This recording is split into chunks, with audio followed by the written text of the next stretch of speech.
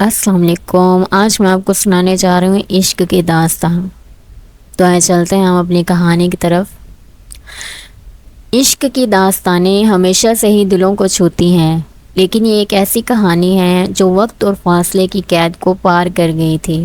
زارعین ایک سادہ مگر اپنے خوابوں میں کھوئی رہنے والی لڑکی تھی، جس کا تعلق ایک چھوٹے سے گاؤں سے تھا جہاں وہ اپنی دادی کے ساتھ رہتی تھی۔ اس کا بچپن کہانیوں میں گزرا۔ دادی کی باتوں نے اس کے دل میں ہمیشہ محبت کی ایک تصویر بنائے رکھی تھی۔ وہ خوابوں میں ایک ایسے شخص کو دیکھتی جو اس کی زندگی کو مکمل کر دے۔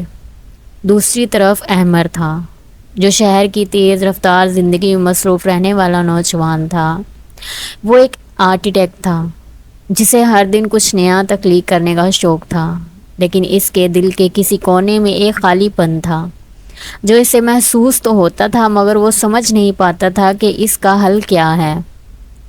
دونوں کی ملاقات ایک غیر متوقع لمحے میں ہوئی۔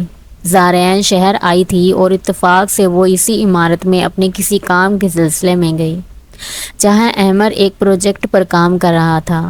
زارعین جب پہلی بار احمر کو دیکھتی ہے تو اسے ایک عجیب سا احساس ہوتا ہے، جیسے وہ اسے برسوں سے جانتی ہو۔ احمر نے بھی زارعین کی طرف دیکھا۔ اس کی معصومیت اور سادگی نے اسے اپنی طرف کھینچ لیا۔ ان کی یہ پہلی ملاقات تھی، مگر دلوں میں کچھ خاموشی سے جاگ گیا۔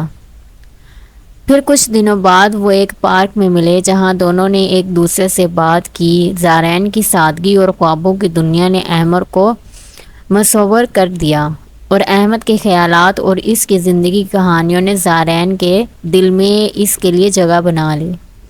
وقت کے ساتھ ساتھ ان کی ملاقاتیں بڑھتی گئیں اور دونوں کے دل ایک دوسرے کے قریب آنے لگے۔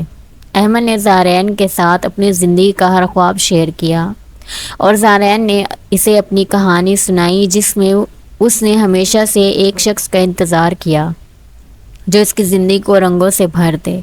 پھر ایک دن احمد نے اپنے دل کی بات کہہ ڈالی، اور اس کی زندگی زارعین کے بغیر نامکمل ہے۔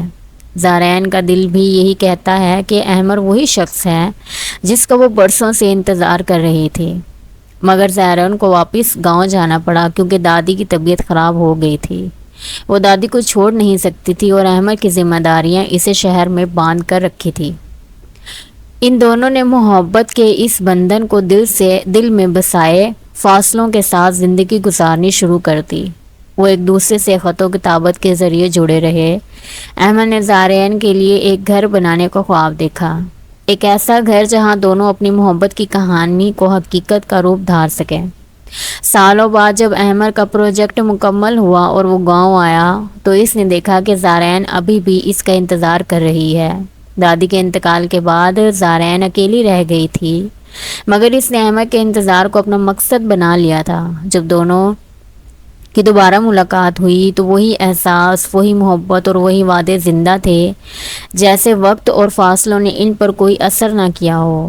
یوں یہ محبت کی داستان ایک خواب کی طرح شروع ہوئی تھی اور حقیقت میں بدل گئی۔